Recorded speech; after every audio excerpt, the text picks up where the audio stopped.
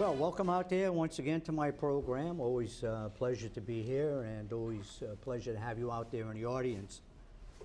I have as my guests, one is in the studio and one is on his way. And that is Joe Martins is here today and Gabe Andrade is on his way. So Joe, welcome once again. Thank you. How are things going, Joe? Going well. You've got the Skills USA coming up. Yes, indeed. That's a very exciting thing for vocational school students. Hopefully Durfee will have some entries from their vocational Durfee programs in there as well. But it's exciting. All the vocational schools in the state of Massachusetts and also the comprehensive schools that have vocational programs all converging in Marlborough at the Marlborough Convention Center and demonstrating their knowledge about the particular career field that they are in or seeking to be in. And you can picture, if you've ever been to the Marlborough Convention Center, the auditorium is huge.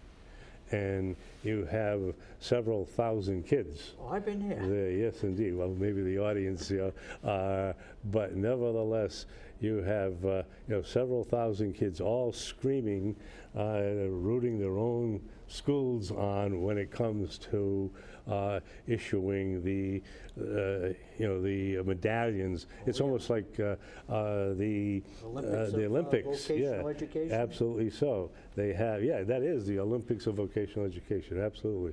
And the gold medal is first place, the silver is the second place, the bronze is the third place, and they stand on platforms just like the Olympics, where the gold medal is on the highest platform, and then a little bit less in there. And the gold medalists go on to national competition. That's in Kansas City. Wow. It's just fantastic. And to see all those kids demonstrating what they have learned and going on, and the enthusiasm when they're cheering their as they get the medals, they're cheering their kids on, fellow students on. The noise is deafening, but it is fantastic. Now, how many days does that run for? It runs for the week. Okay, for the whole week? Yeah. Well, they arrive on a Saturday and they leave on a Saturday. Oh. Okay. So Diamond will be there on a Friday, April 30th. Okay. Yeah. And so you're going to be there. Matter of fact, I'll be going with you. Very good. Very good. I'd like to have you. But you have the you have the date of arrival, and then which is probably on maybe on a Monday. I'm sorry, there's probably a little bit less than a week in there, because there's no weekend activities. And some stay overnight? Oh yeah, they arrive on a Monday. They do all of their demonstrations, Tuesday and Wednesday and Thursday, right? And then on a Friday, is where they have the actual judging taking place. Yeah. But you like the auto mechanics. It's not all the activities are not totally at the Marlborough Convention Center. Some of them at the area vocational schools, because the convention center doesn't have an auto shop. Oh, I see. In there, okay.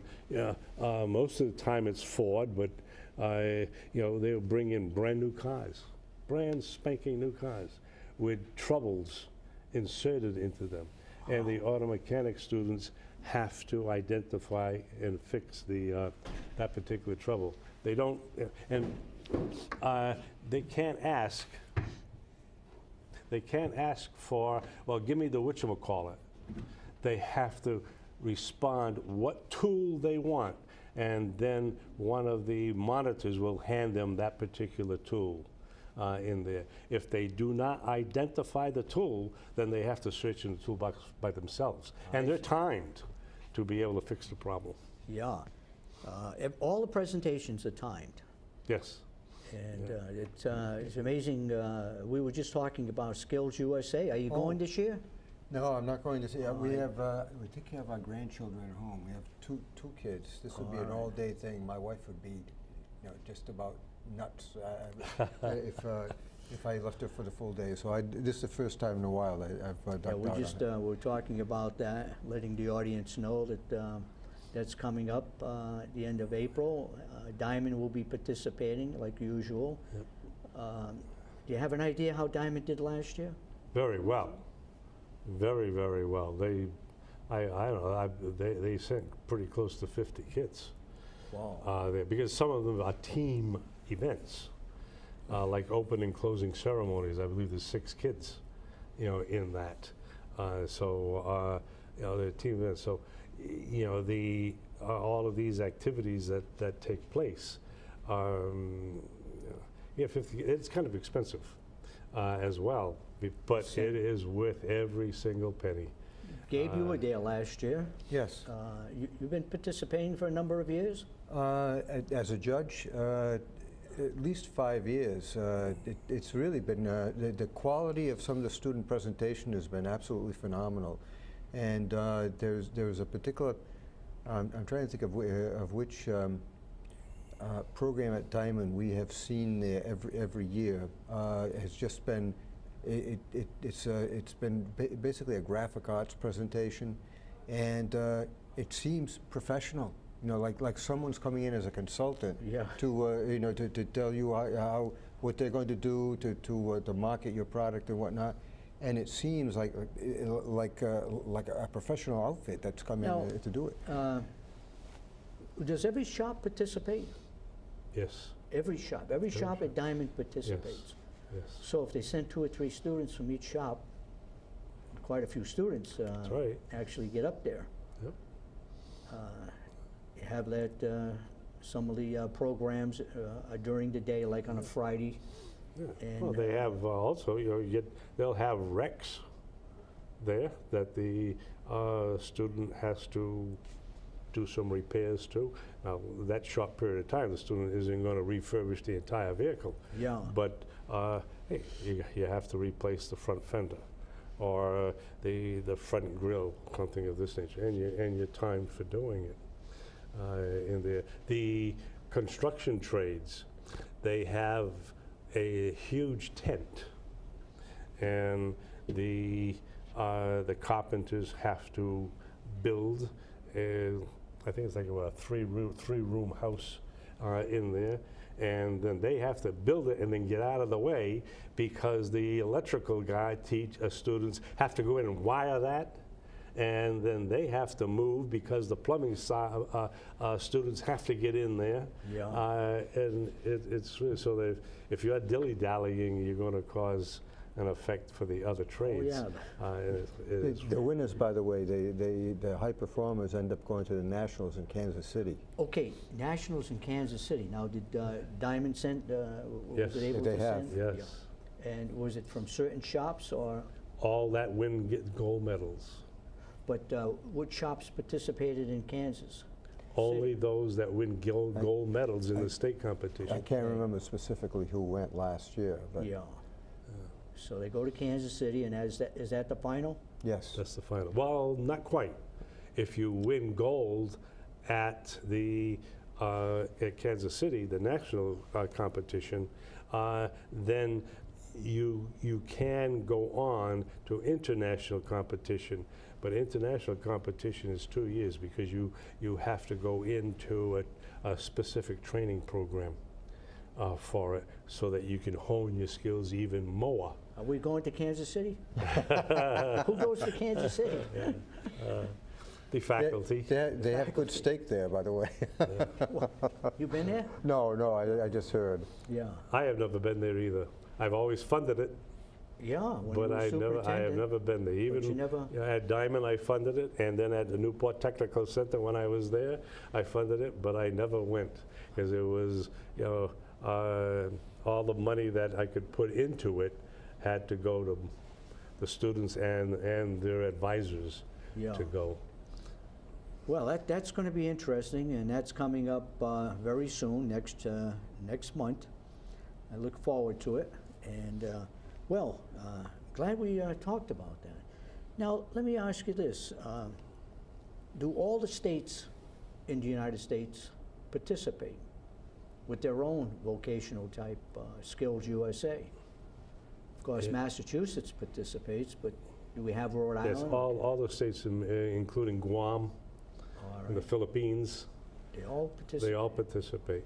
Any territory or state of the United States of America participate in Skills USA. Caterpillar will bring in bulldozers to, for construction equipment repair, stuff like that, in their Mack truck. And these are high school students. High school students, yes. And it could be a freshman?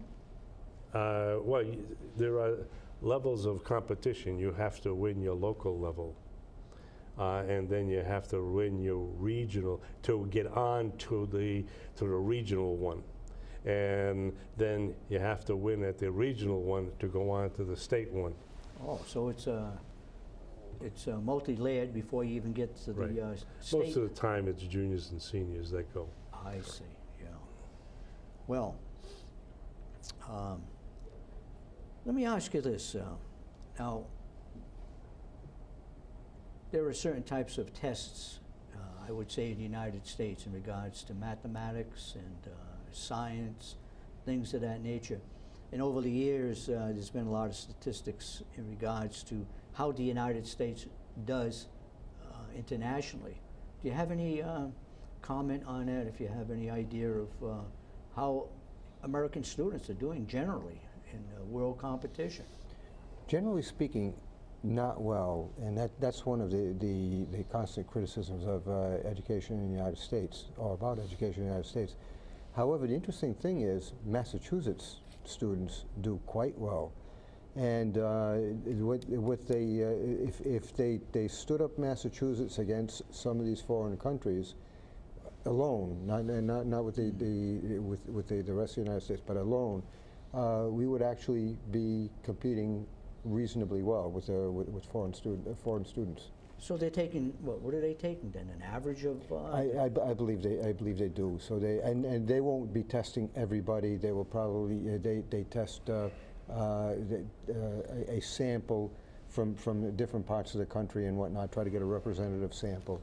That's not exactly what I understand. That in foreign countries, you're looking at like Japan and China. If you excel in something, you're pushed in that direction in there.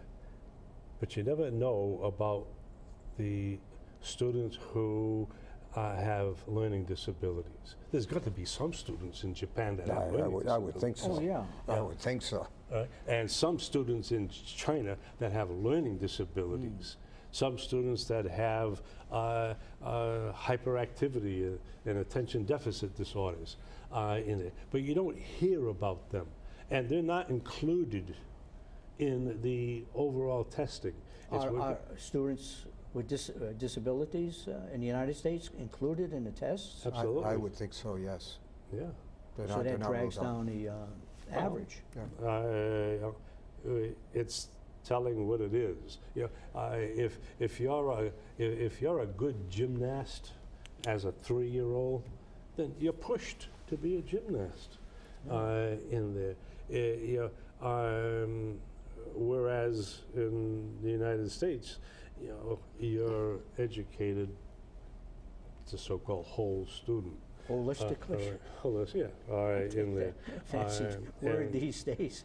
You don't, so you have to understand that I think we're doing well as far as educating our students are concerned. And when you're making comparison to the foreign countries, and those foreign countries say that, hey, we have a better educational system, I think you take that with a grain of salt because of the fact you know, it's almost like, well, all we're going to do is test the advanced placement students. Everybody else is going to be shoved aside. Well, I don't think that's the society we want. Now, do we spend in the United States a larger amount of money educating students? In other words, per student, educational costs in the United States, are they very high in comparison to That's, other countries? Well, are we comparing apples to apples? That's my question. On the surface, it seems so, but is it really what it seems to be? And I really couldn't tell you. Yeah.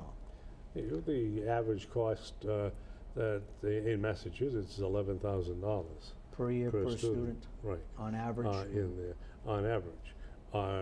Some are more expensive. Kids with disabilities are more expensive, obviously, but they're entitled to a free and appropriate education, just like everybody else in there. But what's appropriate for one, not necessarily appropriate for another. Yeah. In there, and I get this because I have a grandson who is an autistic student in there, and I say, hey, wait a minute, he's entitled to a free and appropriate education, just like someone who is in AP classes, advanced placement classes, in there, so that every child is entitled to that free and appropriate education. And if I get pushback, I always say, well, if you're a grandparent of a regular education student or a gifted and talented student, well, thank the good Lord that your grandson or granddaughter, or if you're a parent, your son or your daughter, doesn't have that disability. Thank the good Lord that the student can learn without having difficulties. How are we doing in the school department? I should say, how are you doing as school committee people in regards to the search for a new superintendent? Any update? Well, I would say we met with the MASC last week. They were the group that was chosen to as consultants in the search, and they gave us a timeline. And so far, we're running pretty well with the timeline. And I'm sure that they'll keep us on task to make sure that we're doing things when we're supposed to. It is a pretty tight schedule when What do you you have, consider. April, May, and... That's correct. But even if you started in June or even July without a chosen superintendent, will the school system collapse? No, not for that short a period of time. The school system is not going to go anywhere. Okay, so it's not essential. It happens. No, but I would like to see a little bit more sense of urgency in it, because we have contracted with the Massachusetts Association of School Committees to do the initial application research, to get the applicants, and to screen out any applicants that are not, certainly not qualified in there. But that takes time. They need time to do their work in there, and I guess that's my nature. I don't have to do it right now, but I know that there is a date to achieve, and I don't like to procrastinate and wait to that day, almost I'll be just before that day to do something. I Now- like to be have a little greater sense of urgency. This organization, is it under contract? Is there a fixed amount of money that they're going to be paid? Or contracted Yes, for? I believe so. The figure, which includes items like postage, for instance, and advertising or whatever, is somewhere around $12,000. So that's not all that bad. No, it is not. $12,000. And as I said, at least $2,000 to $3,000 of that will go into expenses that you would normally incur anyway. As I said, Well, that seems to postage, be very advertising. reasonable. It's In other very words, reasonable. So if it's delayed, in a sense, they're not getting additional money. No, They're not, no, but it's that the superintendent's, by contract, her contract expires on June 30th, right? So, and she has some vacation time that she's entitled to take, and I support that. You're entitled to take that. Yeah. In there. And there may be some other provisions within her contract that she's entitled to in there.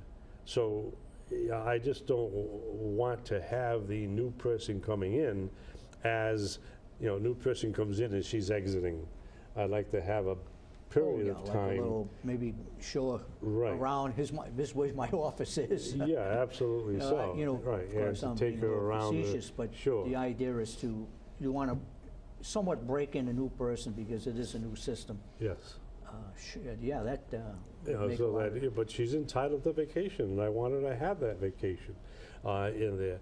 Quite truthfully, between, because we are strapped for funds, I would like her to take the vacation versus requesting to be paid for the unused vacation. Yeah. Now, you have an assistant superintendent, is that correct? That's correct. Now, the assistant superintendent could be the mentor initially for a new superintendent, is that correct? Could be an interim for a period of time, yes. Now, I happened to bring the schedule that the MASC had given us because I figured some of these questions about this would arise. The advertisements are scheduled to go out on April 4th.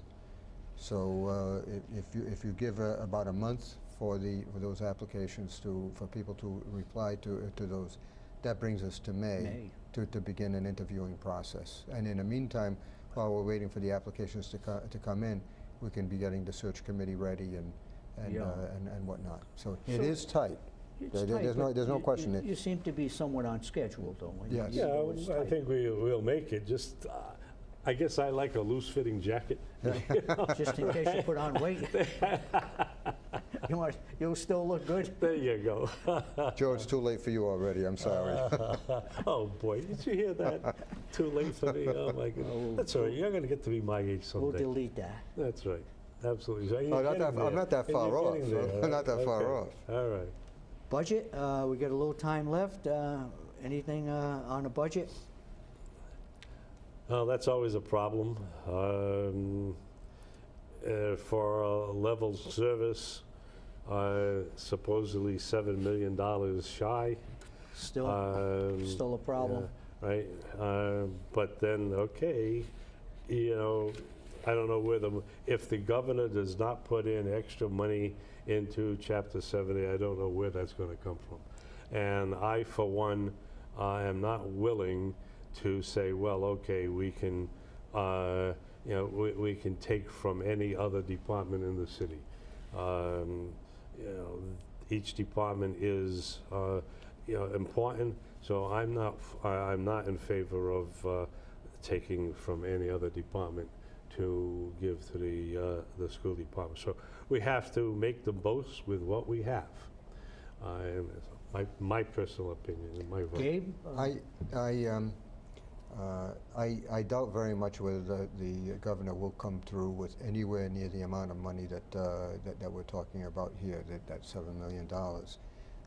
What disappoints me a little bit is that there has been no attempt by the administration or apparently anybody else to at least highlight some areas where we could economize if we had to, even if it's When you just say administration, you're talking about school or city? School. Okay. The city, we already know that the mayor has already said that he can't afford anything more than net school spending. During the budget deliberations, we should be talking about where we could possibly cut some corners without damaging the system terribly, because I'm sure it's going to come to that. The longer we put off doing that, the more we get into a situation where we have to do it at the last minute, and you know what happens when you try to make decisions like that at the last minute. They're done poorly. Yeah. You have to understand one thing, that there's net school spending, which is about $133 million. Correct. Right? But in addition to that is the carryover from from not meeting net school spending for the past 2 years. That gets carried over to that, so you can add, probably around $4 or $5 million to that. So we're talking about 12 million? Or just? No, you'd have the net school spending 133 and add about 4 or 5 to that. So it'd be $138 million. And unless you want to carry over again, but then it, Is it that much though, Joe? Because I heard at the max we're talking about 1.5 million. 1.5. Yeah, because remember 1.5 million from last year. from 15. Yeah, correct. Right, and now we're into 17. We're doing the 17 budget now. We're in 16. But I think we're so far. I think we're balanced for this year. I think we're didn't just. get that impression. You didn't. No, I didn't get that impression. I thought we were something like 3 million behind in there for 16. But perhaps you're right. In there. But nevertheless, it's whatever carries forward is added on to that net school spending, and you can't keep doing that year after Well, year. but the other thing too. Does the state allow that? Up to a point. yeah. I don't know how long they allow you to do that. That's just it, because we've done it now, what, is two years in a 2 row or years. 3? Yeah. And the thing is, usually you want to treat that as a one-time money. In other words, not something you can plug into your budget that you have to replicate in the following year. It would be a one-time expense, because otherwise you create a structural budget for a future year, Well, okay. a structural deficit. Yeah, so it's still not clear, right? No. Okay, we're down to the end of the program, and I want to thank Joe Martins and Gabe Andrade for being on again. They're pretty much regulars now, and we'll have them back in 3 weeks for an update in regards to net school spending, superintendent search, and anything else that might come along in regards to the school department. So thank you out there for watching, and gentlemen, thank you for being on the program. Thank you for having us.